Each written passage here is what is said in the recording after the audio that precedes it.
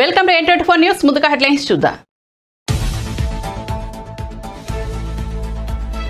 మళ్లీ కరోనా కలకలం. సమీక్ష నిర్వహించిన ఏపీ సీఎం జగన్. గత 24 గంటల్లో దేశంలో 328 కొత్త కేసులు, ఏపీలోనూ 3 పాజిటివ్ కేసులు.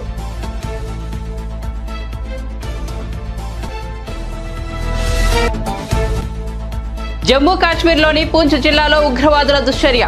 ఉగ్రవాదుల ఏరివేత ఆపరేషన్ చేపడుతుండగా 2 ఆర్మీ ట్రక్కులపై దాడి చేసిన తీవ్రవాదులు. ఇంటెలిజెన్సీ సమాచారంతో బుధవారం రాత్రి నుంచి ఆపరేషన్ చేపడుతున్న ఆర్మీ. వాహనదారులకు తెలంగాణ ప్రభుత్వం శుభవార్త. ఆర్టీసీ బస్సులు, తోపుడు బండ్లపై 90%, 2 వీలర్స్ పై 80% రాయితీ ప్రకటించిన ప్రభుత్వం. ఈ నెల 26వ తేదీ నుండి 2024 జనవరి 10వ తేదీ వరకు ఈ అవకాశం. తిరుమలలో రేపటి నుంచి వైకుంఠ ద్వార దర్శనం. శనివారం ఉదయం 1:45 నుంచి తిరుమలలో వైకుంఠ ద్వార దర్శనం. టోకెన్లు జారీ చేసిన టీటీడీ అధికారులు. తిరుమల తిరుపతిలోని 9 చోట్ల టోకెన్ కౌంటర్లు ఏర్పాటు. ఇక వార్త వివరాల్లోకి వెళ్తే, దేశంలో మరోసారి కరోనా మహమ్మారి తాలూకు ప్రకంపనలు వినిపిస్తున్నాయి. గడిచిన 24 గంటల్లో దేశంలో 328 కొత్త కేసులు నమోదయ్యాయి. ఏపీలోనూ 3 పాజిటివ్ కేసులు గుర్తించారు. దేశంలో ప్రస్తుతం వ్యాపిస్తున్న వేరియంట్ JN1 అని ప్రచారంలో ఉన్న నేపథ్యంలో ఏపీ సీఎం జగన్ సమీక్ష నిర్వహించారు. దేశంలో మళ్లీ కరోనా గంటికలు మోగుతుండడం పట్ల అధికారులతో చర్చించారు. JN1 కరోనా వేరియంట్ ప్రమాదకరం కాదని, దీనిపై పెద్దగా ఆందోళన చెందాల్సిన అవసరం లేదని అధికారులు సీఎంకు చెప్పారు. ఈ వేరియంట్ తో ప్రజలకు ఎలాంటి ఇబ్బందులు కలగడం లేదని, ఆసుపత్రిలో చేరాల్సిన అవసరం లేకుండానే కోలుకుంటున్నారని వారు వివరించారు. JN1 తో డెల్టా వేరియంట్ లక్షణాలు లేవని అధికారులు స్పష్టం చేశారు. అయితే JN1 వేరియంట్ కు వేగంగా వ్యాపించే లక్షణం ఉందని తెలిపారు. డబ్బులుంటేనే రాజకీయాలు అనే ఆలోచన పక్కన పెట్టాలని ముఖ్యమంత్రి రేవంత్ రెడ్డి అన్నారు. ప్రజల్లోకి వెళ్లి ప్రజలకు సేవ చేస్తే ప్రజలు తప్పకుండా ఆదరిస్తారని పేర్కొన్నారు. శుక్రవారం బాగ్లింగంపల్లిలోని BR Ambedkar law college alumni పేడ్ గ్రాడ్యుయేషన్ డేలో సీఎం పాల్గొన్నారు. ఈ సందర్భంగా సీఎం మాట్లాడుతూ ఎమ్మెల్యేలు వివేక్, వినోద్ రామాలయంలో లవకుశల్ లాంటి వారని కొనియాడారు. ఎంత సంపాదించామనేది కాదు, సమాజానికి ఎంత పంచామనేది సామాజిక బాధ్యత అనేది కాకా విధానం అన్నారు. అటువంటి కాకా వర్ధంతి రోజు గ్రాడ్యుయేషన్ డే నిర్వహించడం గొప్ప కార్యక్రమాన్ని ప్రశంసించారు.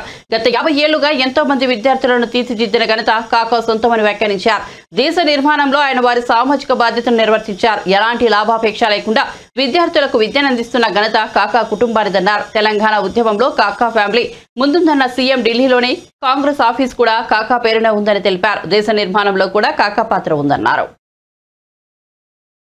కాకా వెంకటస్వామి గారి వర్ధంతి సందర్భంగా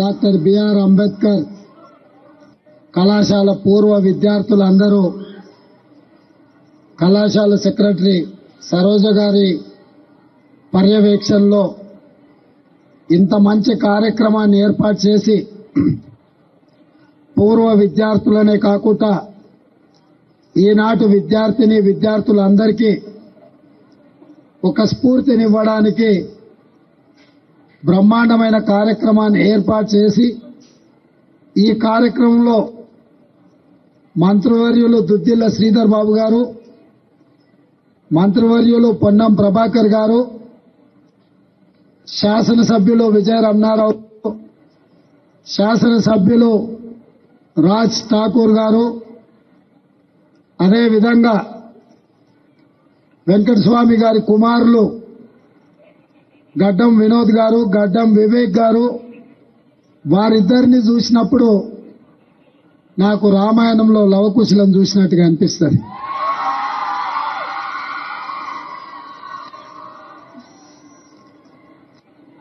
వారితో పాటు వేదిక మీద మా జిల్లాలో అత్యంత క్రియాశీలక పాత్ర పోషించి రాజకీయాలలో తన యొక్క ముద్రను ఏర్పాటు చేసిన డాక్టర్ శంకర్రావు గారు, అదేవిధంగా విష్ణునాథ్ కేరళ ఎమ్మెల్యే గారు, అదేవిధంగా KR నాగరాజ్ ఎమ్మెల్యే గారు, చాలా మంది మిత్రులు వేదికను అలంకరించారు.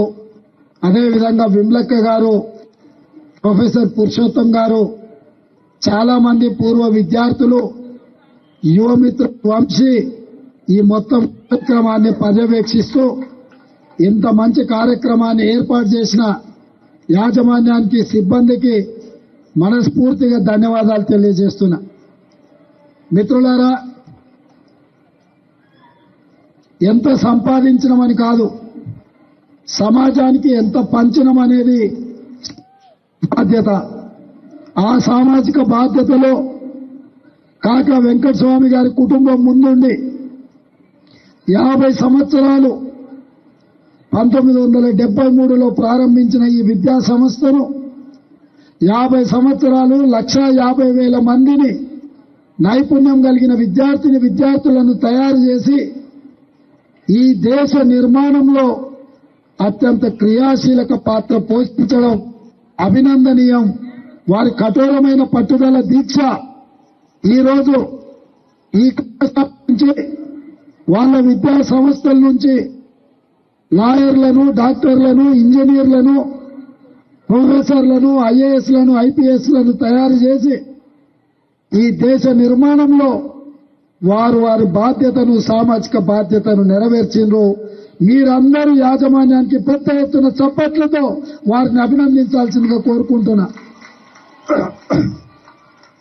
ఈనాడు కార్పొరేట్ పరిశ్రమలు నడిపే వాళ్ళు ఈ సంవత్సరం 1000 కోట్లు లాభాలు ఆర్జించడం, వచ్చే సంవత్సరం 2000 కోట్లు సంపాదించడం ఎలా అని టార్గెట్ పెట్టుకుంటున్నారు.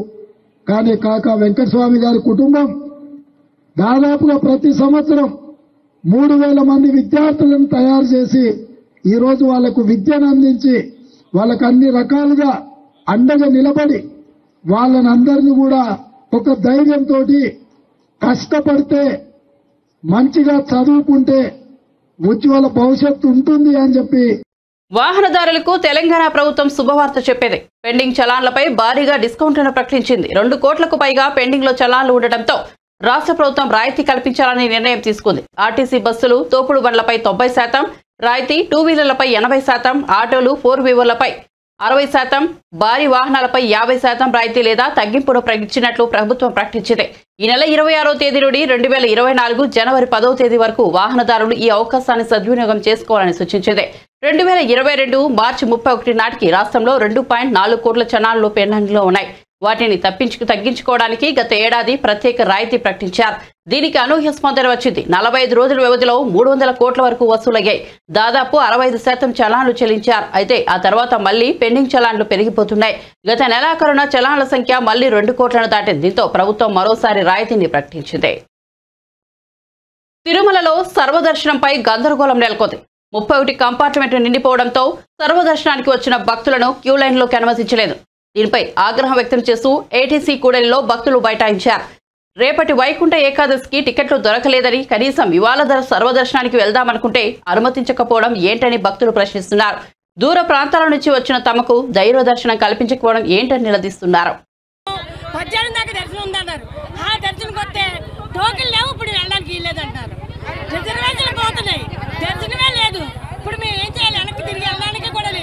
దేవుని చూడకుండా వెళ్ళకూడదు. ఏం చేయమంటారు చెప్పండి? దేవుని చూడకుండా వెళ్ళకూడదు. ఇప్పుడు ఏం చేయాలి మనం? రాత్రి 8:30కు 9కు వదిలేశారు. మేము కిందకి వెళ్ళే వచ్చాం. టోకెన్ లేవంటున్నారు. వైకుంఠానికి చెడ్డాం, మామూలు దర్శనానికి చెడ్డాం. మరి మా పరిస్థితి ఏంటి? ఇప్పుడు ఏ దర్శనానికి అయిపోతే మేము ట్రైన్ రిజర్వేషన్ ఆదివారం చేయించుకున్నాం. మరి మాకు ఇప్పుడు ఏ దర్శనం లేకపోతే ఎంత మాత్రం ఏమైనా మాకు ఏదో ఇప్పుడు చెయ్యాలి కదా. 2:30కి ఇస్తానన్నారు దర్శనం టికెట్లు. అలాంటిది నిన్న 8:30కి రాత్రి 8:30 నుంచి ఇచ్చేసారు. ఇప్పుడు ఫ్రీ దర్శనం లేదు. కింద సంవత్సరం ఇవ్వాలని వెళ్ళాం ముందు రోజున. ఇప్పుడు ఆ దర్శనం కూడా లేదు. ఇప్పుడు మా ట్రైన్ టికెట్లు ఏం చేసుకోవాలి? ప్రతి కౌంటర్ దగ్గర ఇదే మాట, వెళ్ళని టికెట్లు తెచ్చుకొని పంపిస్తాం అంటున్నారు. ఎవరు పంపిస్తారు అసలు? దేనికొచ్చి వాడుకోవడానికి కదా. అంతే ద్వారాలు డబ్బులు కట్టుకుని దేనికొచ్చి దేవుడి దర్శనానికి కదా. దర్శనానికి రావద్దు ఎవరును. మేము డబ్బులకి అమ్ముకుంటున్నాం. 1000కి 2000కి అమ్ముకుంటాం. అప్పుడే చెప్పాలి. రాడమానేస్తాం కదా. 2000కి 3000కి అమ్ముకుంటానండి. అప్పుడు దేనికి? ఎప్పుడు లేదు. ఈ సంవత్సరం ఇలాగా, కిందటి సంవత్సరం అలాగే చేస్తారు, ఈ సంవత్సరం అలాగే. అప్పుడు రావద్దని చెప్పి ఈ గత 4 సంవత్సరాల నుంచి ఇలాంటి దుర్మార్గం. ఎంత ఖర్చు పెట్టాలి? ఎక్కడెక్కడి నుంచి భక్తులు వచ్చాం. టికెట్ల లైన్లో ఉండమంటారు. విష్ణు మాసం అంటారు. అక్కడికి వెళ్తే 27వ తేదీ ఇస్తారంట. ఈరోజు డేట్ ఎంతండి? 22. 27 వరకు మేము ఏం చేయాలి? అదేదో ముందే చెప్పాలి కదా. తిరుపతిని ఎంత భ్రష్టు పట్టిస్తున్నారా భక్తులు? మా భక్తులతో ఆడుకుంటున్నారా? ట్రైన్ టికెట్లు వేస్ట్, రిజర్వేషన్ మా భక్తులతో ఆడుకుంటున్నారా? తిరుపతిని ఏం చేద్దామని మీరు చూస్తున్నారు? ఎంత రాజకీయమా? ఇవాళ దర్శనానికే వచ్చాం మేము. ఇవాళ లేదంటున్నారు సర్వదర్శనం. మరి జనమంతా వచ్చి ఇక్కడ ఉన్నాం మేము. ఎప్పుడెప్పటి నుంచో వచ్చి టిఫిన్లు లేవు, టీలు లేవు, మంచినీళ్ళు లేవు, ఏమి లేవు. మరి మాది పరిస్థితి. మరి ఇలా చేయటం ఎంతవరకు కరెక్ట్ టీడీడీ వాళ్ళని అడుగుతున్నాం మేము.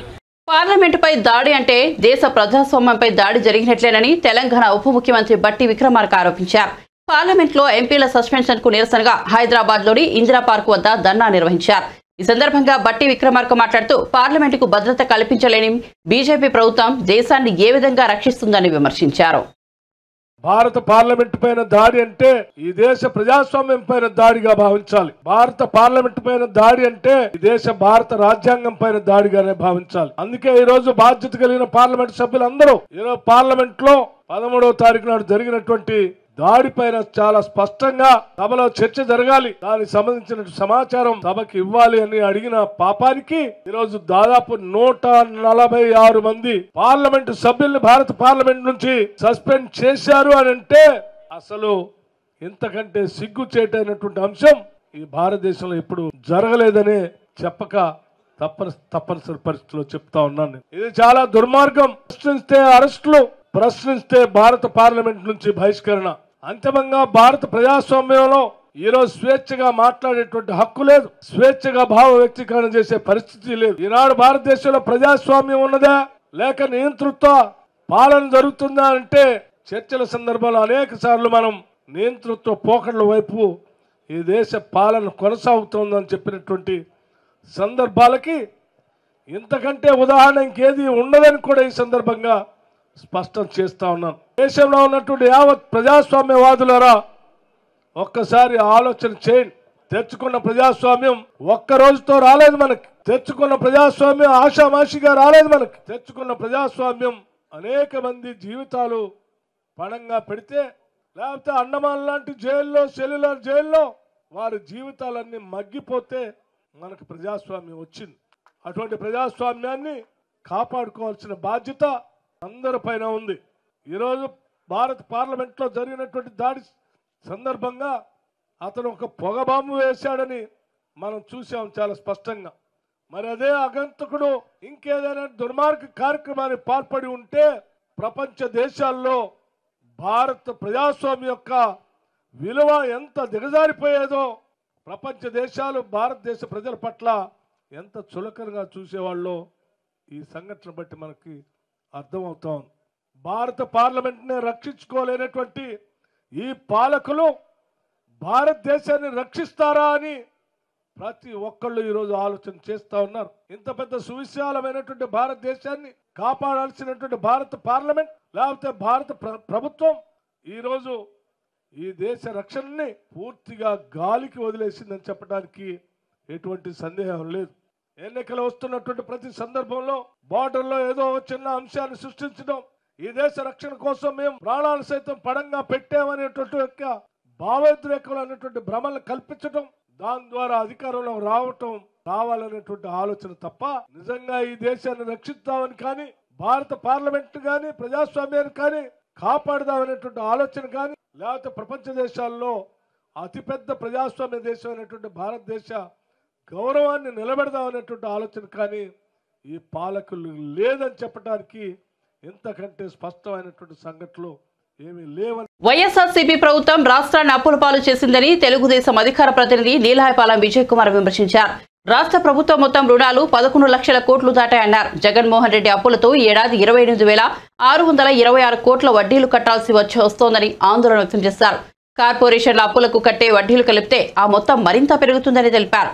ఇదే పరిస్థితి కొనసాగితే రాష్ట్ర ప్రభుత్వం ఆదాయమంతా వడ్డీలు కట్టడానికి సరిపోతుందన్నారు. రాష్ట్ర ఆర్థిక పరిస్థితి అధ్వానమని ఆర్బీఐ నివేదిక చెప్పిందని విజయ్ కుమార్ తెలిపారు. అప్పులు తీసుకోవడంలో దేశంలోనే టాప్ 3లో రాష్ట్రం ఉందని 2023-24లో రాష్ట్రాలని చేసిన అప్పులో ఏపీ వాటా 11.6% అని పేర్కొన్నారు. విద్యారంగంలో ఎక్కువ ఖర్చు చేస్తున్నామని అబద్దాలు చెబుతున్నారని, గత ప్రభుత్వం కంటే తక్కువే ఖర్చు చేశారన్నారు. ఆరోగ్యశ్రీ కింద చికిత్స చేసే ఆసుపత్రులకు బిల్లులు ఇవ్వడం లేదని, వైద్య రంగానికి బడ్జెట్లో 5.6% ఖర్చు పెట్టారని చెప్పారు. ఏపీ ప్రభుత్వం విద్య, వైద్య, సంక్షేమం, పెట్టుబడుల రంగాలకు చేసిన ఖర్చు మిగతా రాష్ట్రాలతో పోలిస్తే చాలా తక్కువని ఆర్బీఐ నివేదిక తేల్చిందని నీలాయపాలెం విజయ్ కుమార్ వెల్లడించారు. ఆంధ్ర ఆర్థిక పరిస్థితి అధ్వాన్నం, ఇది తెలుగుదేశం పార్టీ చెప్పట్లేదు, నేను చెప్పట్లేదు, ఆంధ్ర ప్రజలు కూడా చెప్పట్లేదు. చెప్పి విసిగి వేసారిపోయాము.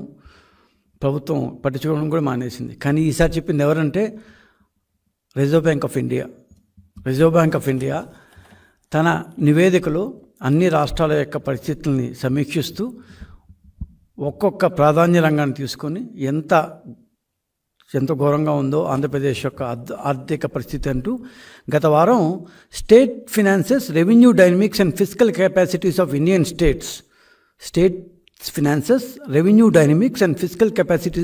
స్టేట్స్ అంటూ రిజర్వ్ బ్యాంకు ఒక 307 పేజీల నివేదిక విడుదల చేసింది. గత వారమే, చాలా ఎక్కువ ఏం పోలేదు. సో ఈ యొక్క నివేదికలో రాష్ట్రాల ఆదాయాలు ఏంటి, అప్పులు, పన్నుల సంపాదనలు, కట్టే వడ్డీలు, ఎన్ని సంవత్సరాలకి ఈ వడ్డీలు ఈ అప్పులు కట్టాలి, రాబోయే సంవత్సరాలకి ఎన్ని బ్యాంక్ గ్యారెంటీలు ఇచ్చారు, విద్య, కుటుంబ సంక్షేమం, వైద్యం, సంక్షేమ రంగం, ప్రజారోగ్యం, ఇట్లాంటి కీలక రంగాల మీద పెట్టే ఖర్చు ఒక్కొక్క రాష్ట్రం ఎంత పెడుతోంది, ఏ రాష్ట్రం ఎంత పెడుతోంది, ఏ రాష్ట్రం తన యొక్క టోటల్ ఖర్చులో, తన మొత్తం ఖర్చులో ఈ రంగాలకు ఎంత పెడుతోంది, వీటి యొక్క కెపాసిటీ ఎంత, ఇట్లా చాలా డీటెయిల్గా ఇచ్చింది. సో మన ఆంధ్ర రాష్ట్రంలో మేమేమో చేసాము, చాలా పొడి చేసాము, సంక్షేమ రంగం మీద మేము 3 లక్షల కోట్లు పెట్టాము, 2 లక్షల కోట్లు పెట్టాము అంటూ చెప్పే ఈ గవర్నమెంటు విద్యా, వైద్య రంగం, అసలు దాన్ని ప్రజా ఆరోగ్యం, ఈ యొక్క రంగంలో మేము అద్భుతాలు చేస్తాము అంటూ చెప్పే జగన్మోహన్ రెడ్డి గారు ఒక్కసారి ఆ నివేదిక చూస్తే తమ యొక్క మాటలు ఎంత సత్యదూరాలో ఆయన కూడా అర్థమవుతుంది. Sir, it is there in the ఇంటర్నెట్లో ఉంది, ఎవరైనా చూసుకోవచ్చు. ఇంకొకసారి ఆ పేరు చెప్తాను sir. State finances, revenue dynamics and fiscal capacities of Indian states, RBI గత వారం రిలీజ్ చేసిన 307 పేజీల నివేదిక. నేను ఇప్పుడు చెప్పబోయే అంకెలన్నీ దీంట్లో నుంచి తీసుకున్న రిజర్వ్ బ్యాంక్ యొక్క అంకెలే చెప్పబోతున్నాను. వాళ్ళ యొక్క ప్రభుత్వ మాటలకి, వారు పెట్టే ఖర్చులకి ఎంత సాపత్యం ఉంది. వాళ్ళు పెట్టే ఖర్చు ఏమో ఇంత ఉంటుంది, చెప్పే మాటలేమో ఆకాశంలో ఉంటాయి అన్నమాట. సో వారి మాటలకు చేతలకు ఎంత సాపత్యం ఉంది, ఎంత దూరం ఉంది అనేది ప్రజలు ఎందుకు అలా భావిస్తున్నారు అనేది ఒక్కసారి ఆ నివేదిక చూస్తే, RBI, reserve bank of India ఇచ్చిన నివేదిక చూస్తే స్పష్టంగా తెలుస్తుంది. ఇక అప్పుల విషయానికి వస్తే అది లాస్ట్లో మాట్లాడుకుందాం చాలా డీటెయిల్గా. బుగ్గన రాజేంద్ర గారు ఈ మధ్య ఎప్పుడు అప్పు అనగానే పక్క రోజు పొద్దున ప్రెస్ కాన్ఫరెన్స్ పెట్టే దువ్వూరి కృష్ణ గారు, వీళ్ళందరూ ఒక్కసారి ఆ నివేదిక చదవండి సార్. మీరు ఎన్నెన్ని అప్పులు చేశారు, ఎన్నెన్ని అప్పులు దాచిపెట్టారు, ఎంతెంత వడ్డీలు కడుతున్నారు, రోజు కనీసం 80-90 కోట్ల రూపాయలు వడ్డీలకే కడుతున్నారు. ఇవన్నీ చాలా డీటెయిల్గా ఇచ్చారు సార్. ఇంకా మీరు దాచలేరు. మీరు ఆర్బీఐ నుంచి ఎంత అప్పు తీసుకున్నారు అని మీరు ప్రెస్ కాన్ఫరెన్స్లో చెప్పే అబద్ధాల కాలం చెల్లింది. ఆర్బీఐ స్పష్టంగా ఆర్బీఐ నుంచి మాత్రం, ఎందుకంటే కార్పొరేషన్ అప్పులు వాళ్ళకి సంబంధం లేదు కాబట్టి, ఆర్బీఐ నుంచి మీరు ఎఫ్ఆర్బిఎం లిమిట్ను ఎన్నిసార్లు క్రాస్ చేశారు, ఎంతలో క్రాస్ చేశారు, ఇవన్నీ చాలా డీటెయిల్గా ఉంది సార్.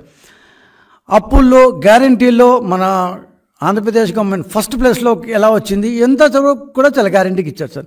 సో గొప్పగా చెప్పుకునే మీరు క్రైస్తవులకు సంబంధించిన చాలా అంశాలు మేనిఫెస్టోలో పెడతానని తెలుగుదేశం పార్టీ జాతీయ అధ్యక్షుడు, మాజీ మంత్రి నారా చంద్రబాబు నాయుడు స్పష్టం చేశారు. గురువారం తెలుగుదేశం పార్టీ కేంద్ర కార్యాలయంలో సెమీ క్రిస్మస్ వేడుకలు నిర్వహించారు. ఈ వేడుకల్లో చంద్రబాబు నాయుడు, పార్టీ సీనియర్ నేతలు, టీడీపీ క్రిస్టియన్ విభాగ నేతలు పాల్గొన్నారు. ఈ సందర్భంగా కేక్ కట్ చేసి క్రిస్టియన్ సోదరులకు క్రిస్మస్ శుభాకాంక్షలు తెలిపారు. ప్రస్తుత ప్రభుత్వం క్రైస్తవ సంఘాలను, సంస్థలను ఇబ్బంది పెడుతోందని పలువురు మత పెద్దలు ఆవేదన వ్యక్తం చేశారు. చంద్రబాబు వారికి ధైర్యం చెప్పారు. మళ్లీ రాష్ట్రానికి మంచి జరిగేలా చంద్రబాబును దేవుడు అనుగ్రహిస్తారని క్రైస్తవ పెద్దలు దీవెనలు అందజేశారు. గుంటూరులో శంకర్ విలాస్ హోటల్లో ఉంది. ఒక అన్యాయం జరిగితే శంకర్ విలాస్ హోటల్ యాజమాని రంగనాయకమ్మ ట్వీట్ పెడితే ఆమెను అరెస్ట్ చేశారు. కోర్టుకు వెళ్లి బెయిల్ తెచ్చుకోవాల్సిన పరిస్థితి ఏర్పడిందని వాపోయారు. గుంటూరు రంగానే శంకర్ విలాస్ మీకు గుర్తుంటుంది, ఉందా? మీకు గుర్తుందా? శంకర్ విలాస్ ఒక సర్కిలే ఉంది, అక్కడ ఒక సర్కిలే ఉంది. శంకర్ విలాస్ సెంటర్ అని ఒకటి ఉంది. అక్కడ శంకర్ విలాస్ హోటల్ ఉండేది. ఎప్పుడో వాళ్ళ పూర్వీకులు పెట్టారు. రంగనాయకమ్మ అని ఆ హోటల్ ఆవిడ రన్ చేస్తుంది. ఆవిడ చేసిన పనేంటి? ఒక సమాజ హితం కోసం ఎప్పుడైతే మీకు విశాఖపట్నంలో ఒక యాక్సిడెంట్ జరిగింది ఎల్జీ పాలిమర్స్లో, ఆ సంఘటన పట్ల ఆవిడ బాధపడింది. సమాజం ఏంటి మారుగా అయిపోతుంది, మంది చనిపోయారని. దానిపైన ఆవిడ చేసిన పెద్ద నేరం ఏంటంటే ఒక ట్వీట్ పెట్టింది ట్విట్టర్లో. ఒక మెసేజ్ పెట్టింది, దాన్ని ఖండిస్తూ కన్సర్న్ చూపించింది. అది మహా నేరమైపోయి ఆ మహిళకి శాపంగా మారిపోయింది. ఆవిడ్ని అక్కడి నుంచి వేధించారు. నువ్వు పెడతావా అని చెప్పి వేధించి కడాన ఆవిడపైన 41A నోటీస్ ఇవ్వకుండా అరెస్ట్ చేయబోతే కోర్టుకు పోయి బెయిల్ తెచ్చుకునింది. అక్కడి నుంచి మళ్ళీ వేధించారు. ఆవిడ్ని ఆ హోటల్లో ఏ విధంగానైనా సరే ముయించాలని ప్రయత్నం చేసి, తద్వారా మీరు చూస్తే ఎవరైతే ఆవిడ మీద వ్యతిరేకంగా ఉంటారో వాళ్ళందరినీ పురుకొల్పి లేని అప్పులు కూడా ఉన్నట్టు సృష్టించి వాళ్ళందరినీ ఇంటికి పంపించి బెదిరించి కడాన హోటల్ ముయించేశారు. హోటల్ ముయించేసిన తర్వాత ఆవిడ ఇంకేదో ఒక వ్యాపారం చేసుకోవాలని ఇంకొక చిన్న వ్యాపారం చేసుకోవడానికి ఇంకొకటి ఎస్టాబ్లిష్మెంట్ స్టార్ట్ చేసింది. అది స్టార్ట్ చేస్తే అక్కడ అది జరగలేకుండా అడ్డం పడ్డారు, పర్మిషన్ ఇవ్వకుండా అడ్డం పడ్డారు.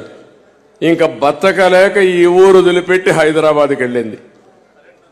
Can you imagine this? ఒక్కసారి మీరు ఆలోచిస్తే ఎంత బాధేస్తుందంటే, ఈ రాష్ట్రంలో ఒక సాధారణమైన వ్యక్తులు బతికే పరిస్థితిలో ఉన్నారా అని అడుగుతున్నా. ఈరోజే నేను చూసినప్పుడు రంగనాయకమ్మ గారి యొక్క అరెస్ట్ని ఆ రోజు చూశాను, నేను సహకరించాను, పార్టీ కూడా కండెమ్ చేశాం. కానీ ఈరోజు ఆంధ్రజ్యోతిలో నవ్య అనే దీని కింద ఆర్టికల్ రాసి ఈ స్టోరీ అంతా రాస్తే మనసుండే ప్రతి ఒక్కడు కూడా బాధపడాలి. ఇలాంటి సెమీ క్రిస్మస్లో మనం మెసేజ్ చదువుకోవడం కాదు, సమాజం ఏమైపోతుందో దాన్ని కరెక్ట్ చేయడానికి ప్రతి ఒక్క రెవరెండ్ కానీ, ఫాదర్ కానీ, పాస్టర్ కానీ ప్రతి ఒక్కరు కూడా అన్ని మతాల వాళ్ళు కూడా ఆలోచించాల్సిన సమయం అని చెప్పిన బాధ. ఈ 100 రోజులు కానీ సమాజ హితం కోసం మీరు ఆలోచించకపోతే, కులము, మతము, ప్రాంతం అని కానీ మీరు ఆలోచిస్తే ఈ రాష్ట్రంలో ఏం మిగలదు. రంగనాయకమ్మ గతే మన అందరికి కూడా ఎవరు రారు ఈ రాష్ట్రానికి. ఆవిడ అడిగితే ఇప్పుడు అంటా ఉంది ఇంకా ఆంధ్రప్రదేశ్. నూతన సంవత్సర వేడుకలను రాత్రి 1 గంటలోపు ఆపేయాలని హైదరాబాద్ సిపి కొత్తకోట శ్రీనివాసరెడ్డి హెచ్చరించారు. నిబంధనలను అతిక్రమిస్తే కఠిన చర్యలు తీసుకుంటామని హెచ్చరించారు. పబ్బులు, బార్లలో డ్రగ్స్ ఉన్నాయని తెలిస్తే కఠిన చర్యలు తీసుకుంటామని వార్నింగ్ ఇచ్చారు. డ్రంక్ అండ్ డ్రైవ్ లో దొరికితే 10,000 జరిమానా, 6 నెలల జైలు శిక్ష తప్పదని హెచ్చరించారు. హైదరాబాద్ కమిషనరేట్ లో నగర వార్షిక నేర నివేదికను ఆయన విడుదల చేశారు. ఈ సందర్భంగా ఆయన మాట్లాడుతూ డ్రగ్స్ నిర్మూలనకు నార్కోటిక్ బ్యూరో తీవ్రంగా కృషి చేస్తోందని తెలిపారు. సరఫరా చేసే వాళ్ళు ఎక్కడ ఉన్నా వెతికి మరీ పట్టుకుంటామన్నారు. డ్రగ్స్ ను గుర్తించేందుకు స్నిప్పర్ డ్రగ్స్ ను వాడతామని తెలిపారు. It's our duty to see that, while we allow enjoyment, revelry, but it's also our duty to see that they don't cross the line, the limits. So New Year సందర్భంగా ఇదే అవకాశాన్ని తీసుకొని మీకు నేను ఇక్కడ నుంచి చెప్పదలుచుకున్నాను. ఆల్రెడీ మీకు ప్రెస్ నోట్ కూడా ఇవ్వడం జరిగింది 2 రోజుల క్రితం.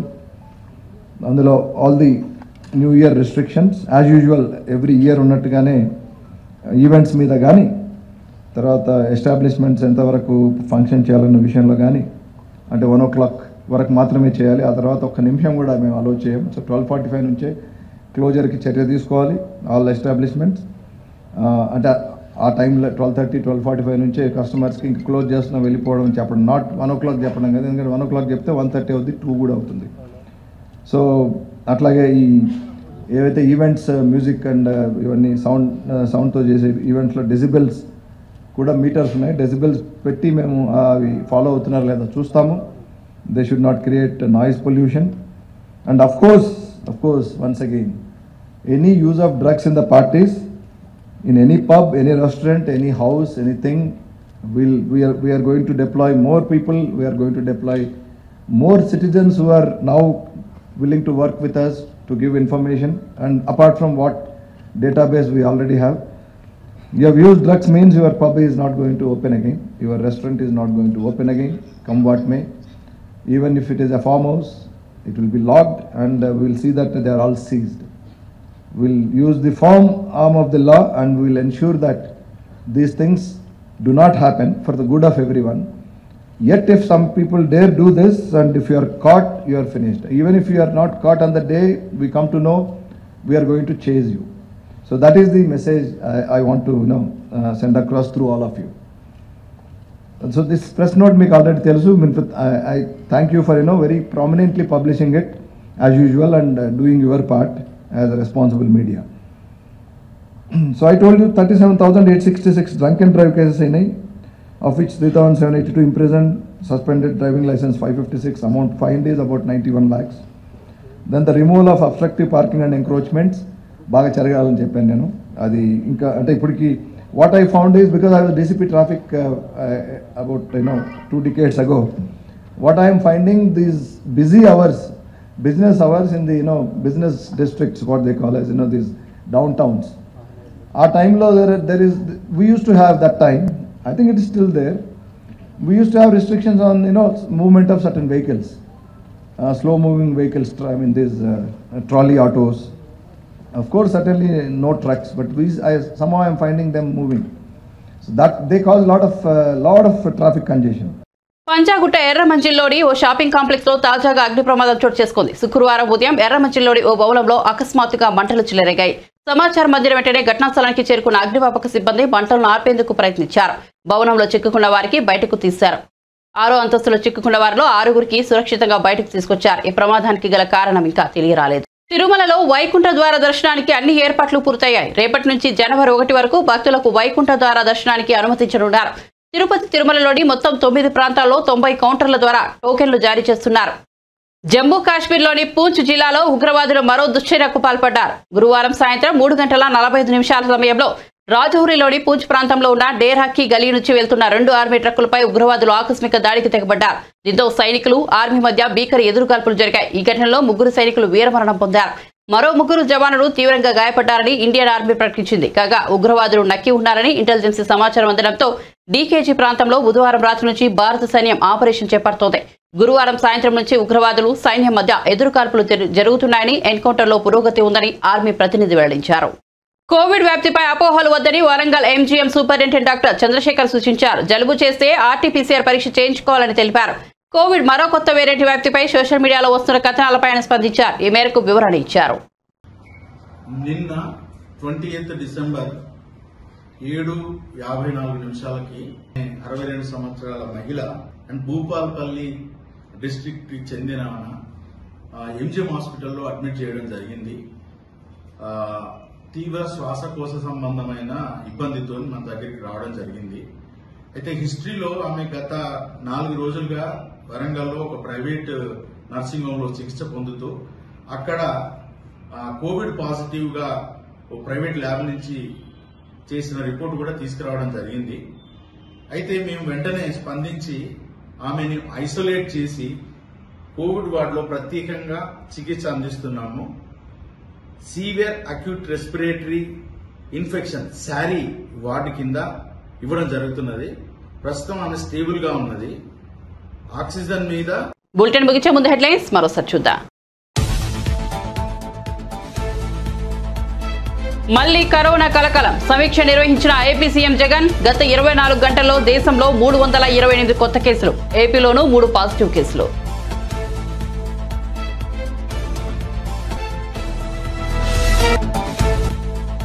జమ్మూ కాశ్మీర్లోని పూంచ్ జిల్లాలో ఉగ్రవాదుల దుశ్చర్య. ఉగ్రవాదుల ఏరివేత ఆపరేషన్ చేపడుతుండగా 2 ఆర్మీ ట్రక్కులపై దాడి చేసిన తీవ్రవాదులు. ఇంటెలిజెన్సీ సమాచారంతో బుధవారం రాత్రి నుంచి ఆపరేషన్ చేపడుతున్న ఆర్మీ. వాహనదారులకు తెలంగాణ ప్రభుత్వం శుభవార్త.